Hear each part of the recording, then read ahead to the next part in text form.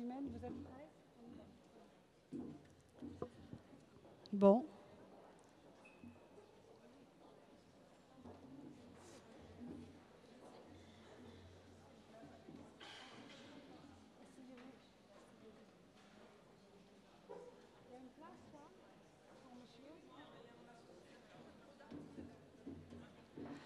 Bien. Nous allons commencer la 5e édition du prix français des femmes architectes. Mesdames, Messieurs, Mesdames les présidentes et les présidents, Mesdames les directrices et les directeurs, Mesdames les élus, et les élus, Mesdames les représentantes de la maîtrise d'ouvrage, Mesdames, Messieurs les architectes, les étudiantes, les étudiants et Mesdames, Messieurs, c'est un grand honneur et un grand plaisir pour moi d'être avec vous ce soir pour la 5e édition du prix français des femmes architectes au pavillon de l'Arsenal. Cette manifestation a lieu grâce au soutien du Secrétariat d'État des droits des femmes, au ministère de la Culture, à la Ville de Paris, au Conseil national de l'Ordre des architectes et grâce à nos sponsors, donc Unibail-Rodamco, BNP Paribas Real Estate, Ciment Calcia, Rockwool, Tecnal et Saint-Gobain. J'appelle pour se joindre à nous Lucie Laurent, qui est spécialiste de la ville de Rome et qui est en même temps historienne. Donc, Lucie, vous travaillez à Rome. À Rome, l'architecture, c'est une donnée fondamentale, incontournable. Oui, c'est vrai que l'architecture est très importante à Rome, mais surtout, ce que je voulais faire remarquer, c'est que les deux plus grandes, de très grandes architectes ont fait des œuvres très importantes à Rome, des œuvres contemporaines. Donc, le Macro par l'architecte Odile Deck, qui a d'ailleurs gagné le prix de la femme architecte en 2013, et le Maxi, qui est le musée d'art contemporain spécialisé sur l'architecture, avec l'architecte Zaha Hadid. Mais si vous le voulez bien, revenons-en au prix. Pouvez-vous me dire un peu plus sur l'ARVA, s'il vous plaît? Oui, bien sûr. Donc l'ARVA a été créée en 1993 par des architectes et des urbanistes. Cette association a été créée de manière à effectuer des recherches, des études et des formations dans le cadre de l'habitat et du cadre de vie. Nous faisons des formations et des recherches avec le soutien du ministère de la Culture, le Fonds social européen, la région Île-de-France, la ville de Paris. Depuis 20 ans, nous menons des actions en 3 directions. Une direction sur l'accessibilité pour tous, avec des formations depuis 1998 sur le thème de l'accessibilité et des missions de maîtrise d'œuvre pour la mise en place des ERP.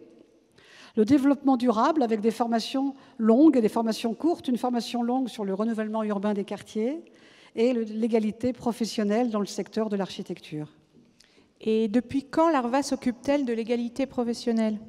Eh bien, cela fait maintenant presque 20 ans que l'ARVA organise des colloques, des expositions, des sites web avec des femmes architectes sur le thème de l'architecture, avec des conférences à l'école d'architecture de Paris-la-Villette, par exemple, ou bien au Sénat, et bien, dans bien d'autres endroits. Nous avons fait 3 sites sur les femmes architectes, un qui s'appelle « Femmes architectes en Euro-Méditerranée », qui se passait au Maroc, en Algérie, en France et en Belgique, avec une exposition itinérante qui s'est tenue à Turin, au Congrès mondial des architectes. Et quels ont été les points marquants de votre engagement sur l'égalité dans la profession des architectes ? Eh bien, en 2012, nous avons réalisé une étude sur l'égalité dans la profession d'architecte menée auprès de 200 agences d'architecture. Nous avons organisé un colloque à la mairie de Paris avec des femmes architectes.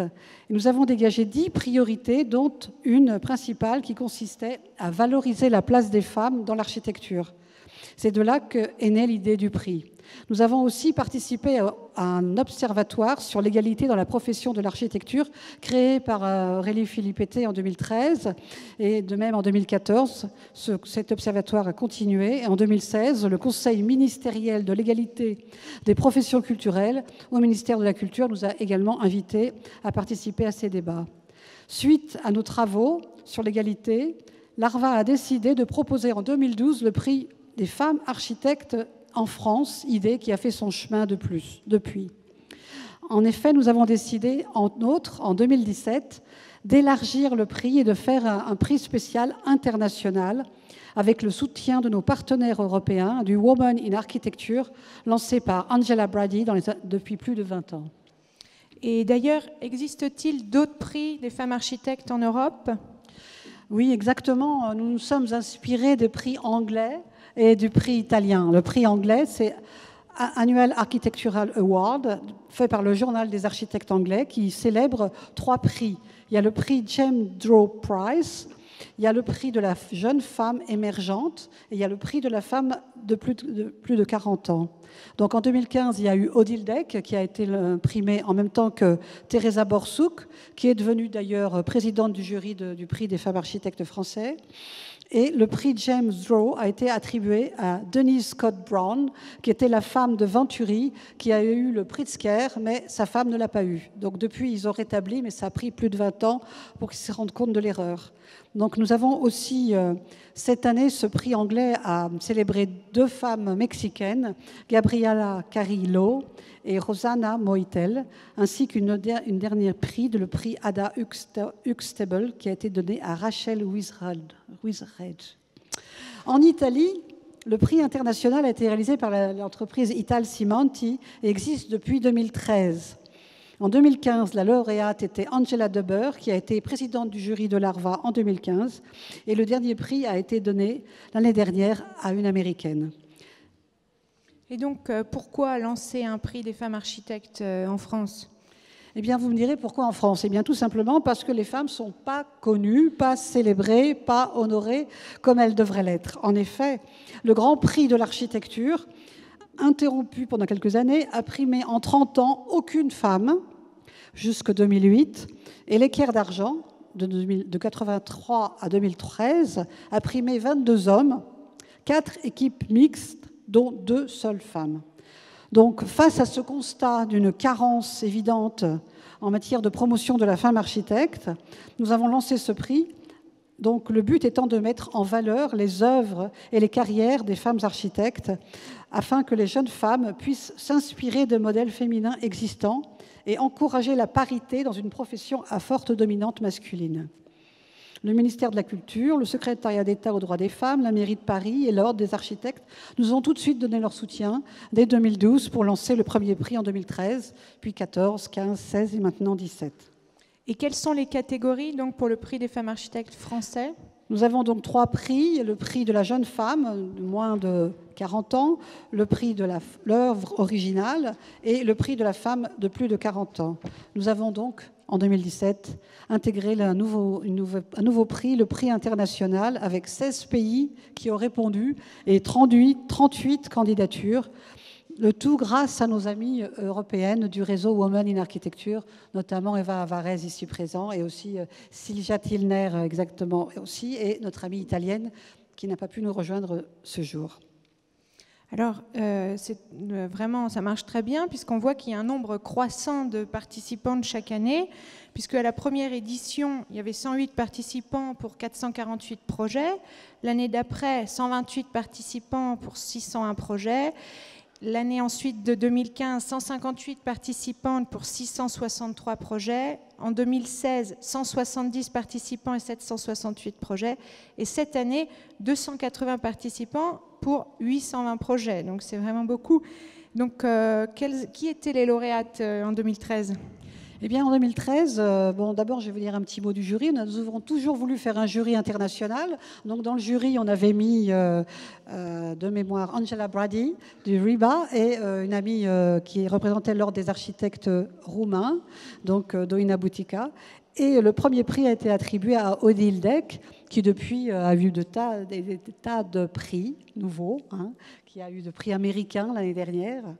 Donc Odile Deck, Anne Demians, que tout le monde connaît, et des clics et des calques, des jeunes femmes architectes talentueuses. Et 2 mentions spéciales, une qui a été accordée à Françoise-Hélène Jourda, qui, dans le cadre de son travail sur le développement durable, et Jocelyne Berendt pour tout ce qu'elle a fait pour les hôpitaux en France. Et en 2014, les lauréats et le jury, qui étaient-ils ? Alors, le jury et les lauréates, 2014, donc la règle de ce prix, c'est que les lauréates de l'année précédente sont membres du jury d'office de l'année suivante, auquel on adjoint quelqu'un du ministère, bon, que ce soit Madame Fernandez ou aujourd'hui Monsieur Vincent Labaille, et puis il y a des membres extérieurs qui sont ici une Allemande qui est venue nous rejoindre, Karine Tilner, voilà. Et nous avons donc eu cette année comme lauréate Manuelle Gautran, qui depuis est devenue présidente de l'Académie d'architecture, qui a été la semaine dernière au mardi de l'architecture organisé par Unibail-Rodamco. Agnès et Agnès, deux jeunes femmes architectes brillantes. René Gaillousté pour son travail de pionnière dans l'architecture. Christiane Schmöckel-Mollard pour son travail sur le patrimoine. Voilà. Donc, nous avons aussi organisé cette année, l'année 2015, une rencontre avec toutes ces femmes architectes à Unibail-Rodamco. Et l'année d'après, donc, qui ont été les lauréates ? Donc, les lauréates de ce prix ont été Corinne Vezzoni, qui depuis a eu la Légion d'honneur. Je suis allée à sa remise de médaille à Marseille. Nous avons eu Véronique Descharrières, qui a fait le parc zoologique de Vincennes, et Oeco Architectes, un groupe très talentueux de jeunes femmes architectes. Et nous avions aussi Nathalie Régnier-Kagan, qui a eu une mention. Et ensuite, en 2016 ? Alors 2016, un jury international toujours, avec une Slovaque, Andrea Klimko, avec également Elisabeth Gossard qui représentait le Conseil régional de l'Ordre des architectes, et Teresa Borsuk qui avait gagné le prix anglais, et donc toutes les lauréates de l'année précédente, ainsi que, donc en 2016, les lauréates ont été Amelia Tavella, Tania Conco, Eliane Castelnau pour la pionnière, qui avait une femme qui a beaucoup travaillé au Maroc, Ingrid Taillandier qui a été nominée, et Véronique Joff qui était la femme architecte de l'année 2016. Bravo encore Véronique. Et donc cette année, comment était composé le jury ? Eh bien, toutes ces lauréates nous ont accepté, donc, comme c'en est un peu la règle, de participer, auxquelles on a ajouté quand même des personnalités extérieures. Donc, Eva Alvarez, qui est professeure à l'École polytechnique de Valence et qui a fait une thèse sur les femmes architectes de 1975 à 2015 et qui a été publiée récemment. Il y a Fluvia Fagotto, fondatrice de l'association Donne Architetto en Italie, et Silvia Tilner, qui est membre de Women Architect à Vienne. Nous les verrons tout à l'heure. Nous avions aussi Vincent Lacaille du ministère de la Culture et Axel et Béatrice Oxante du CROA Hauts-de-France. Donc, avant de laisser la parole aux architectes et à leurs projets, je tiens également à remercier toutes les femmes qui ont répondu au prix des femmes architectes.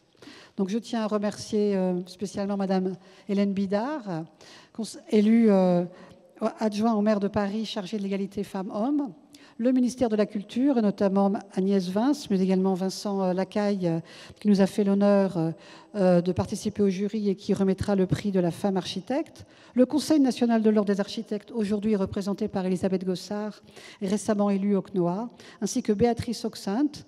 Toutes les deux sont des membres actifs d'une association qui s'appelle Architectuelle. Je remercie également le pavillon de l'Arsenal pour son accueil dans ses locaux depuis 5 ans, et nos sponsors, Unibail, Rodamco, BNP Paribas, Ciment Calcia, Rockwool, Tecnal et Saint-Gobain. Et est-ce qu'il existe donc une exposition suite à ce prix sur les femmes architectes ? Oui, nous avons une exposition qui circule un peu partout en France, dans les maisons de l'architecture, dans les conseils régionaux, les conseils nationaux, par exemple dans le Nord-Pas-de-Calais, à Marseille, à Lyon, à Grenoble, à Paris-Belleville, à Paris-Val-de-Seine, à l'École polytechnique de Bratislava. Et pour 2018, nous envisageons d'emmener l'exposition à Venise lors de la Biennale de Venise, bien entendu. Donc, je tiens à remercier également Jean-François Priou, notre nouveau président, ainsi que toute l'équipe de l'ARVA qui se mobilise pour ce prix. Très bien. Alors maintenant, nous allons procéder à un hommage à Hélène Danglars, qui a été présidente de l'ARVA de 2012 à 2017. Donc, pour cela, j'appelle Gérard Guyot sur la scène.